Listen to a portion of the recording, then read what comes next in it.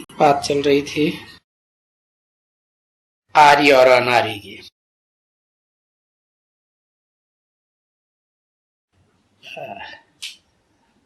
आर्य का अर्थ है सुधरेले और अनार्य का अर्थ है अनसुधरेले।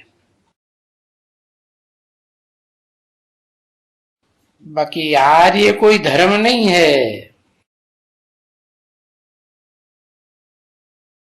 आर्य माने बहुत सुधरेले हैं।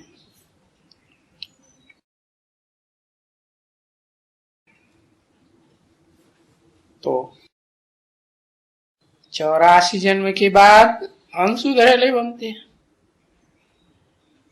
तो बताया कैसे अनसुधरेले बनते हैं, कैसे सुधरेले बनते हैं।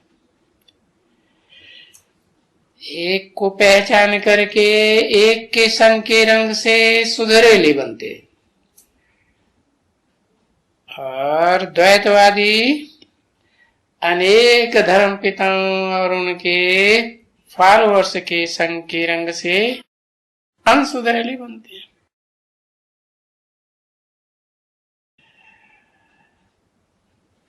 बाकी जो अनेक धर्म हैं इनको कोई आर्य धर्म नहीं कहेंगे। नहीं, ये आर्य माना तो बहुत ही सुधरेले हैं और वो ही फिर हम सुधरेले बने हैं 84 जन्मों के बाद। फिर हम सुधरेले से सुधरेले। तो ये तो चक्र चलता ही रहता है। जैसे रात के बाद दिन, दिन के बाद रात, रात दिन, दिन रात। ये बात तो समझ सकते हैं ना? कौन समझ सकते हैं? जो ऊंच ते ऊंच बनते हैं, पूज्य बनते हैं और पूज्य सो पुजारी बनते हैं। तो इसलिए हम सो हम का अर्थ बाप ने समझाया कि हम सुधरेले देवताएं थे, सो हम सुधरेले पुजारी बने।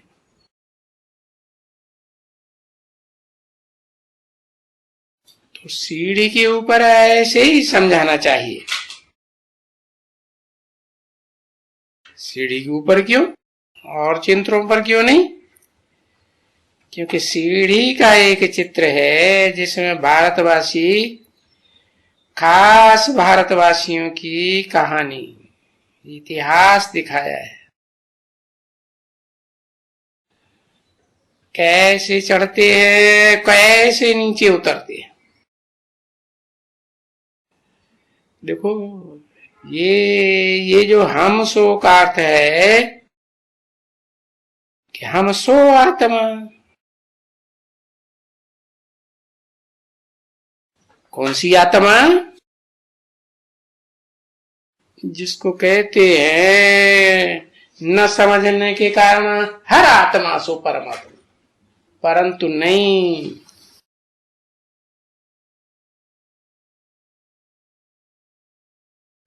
जो हम आत्मा हीरो पार्टधारी सो परमात्मा, और जो परमात्मा परम पार्टधारी वो हम आत्मा।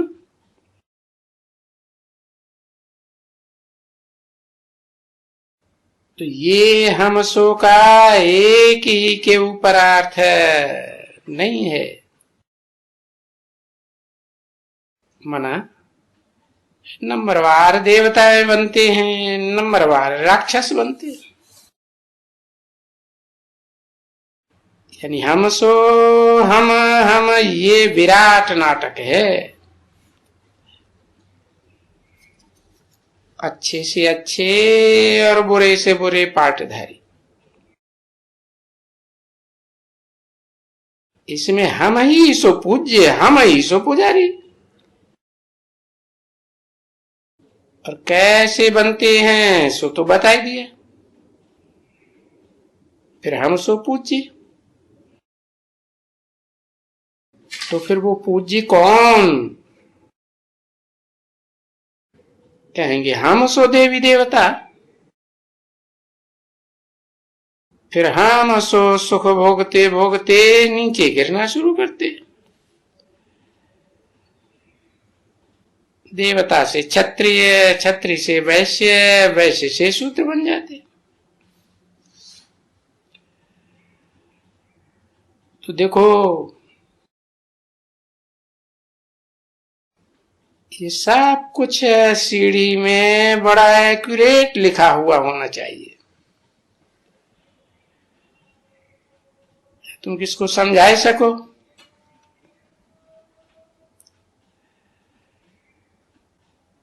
तो 84 जन्म तो जरूर मिलेंगे ना तुमको। बाकी ये जरूर है कि सीढ़ी तो उतरेगी ना। तो ये भी तो उतरने का हिसाब है ना।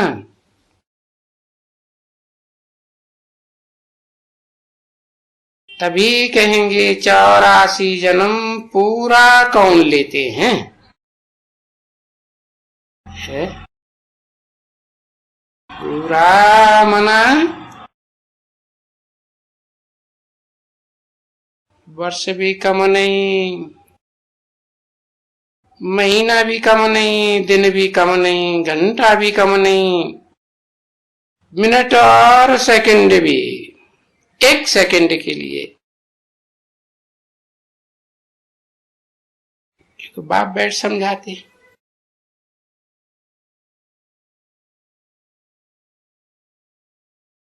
और बाप तुम बच्चों को बैठाते ही इसीलिए हैं, समझाने के लिए।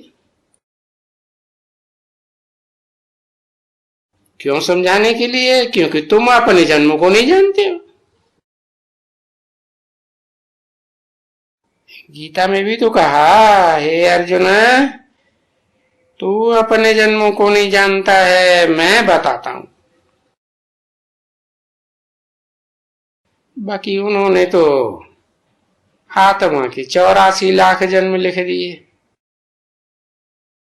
शास्त्रकारों ने। अभी लाखों वर्ष तो कोई बताए भी नहीं कर सकते, वर्णन कर सकते हैं क्या? और वर्णन करें भी तो कोई को धारणा ही नहीं हो सकती। और ये देखो 84 जन्मों की तो बिल्कुल धारणा हो जाती है। अरे और तो और बड़ों की बात छोड़ो, समझाने से बच्चों को भी धारणा हो जाती है। इस मनुष्य सृष्टि का पहला पहला बच्चा है ना कृष्ण, 16 कला संपूर्ण। तो ये 84 के चक्कर की धारणा होती है या नहीं होती है? होती है। और उस 84 के चक्र में कौन कौन है, किस किस जन्म में आते हैं। जो कहा जाता है भाई, हम सो देवता, हम सो क्षत्रिय, हम सो वैश्य, हम सो शूद्र। और उसमें इतना इतना जन्म क्षत्रिय का, इतना वैश्य का, इतना शूद्र का। बाकी हमारे तो 21 जन्म नामी ग्रामी हैं, बहुत ही नामी ग्रामी।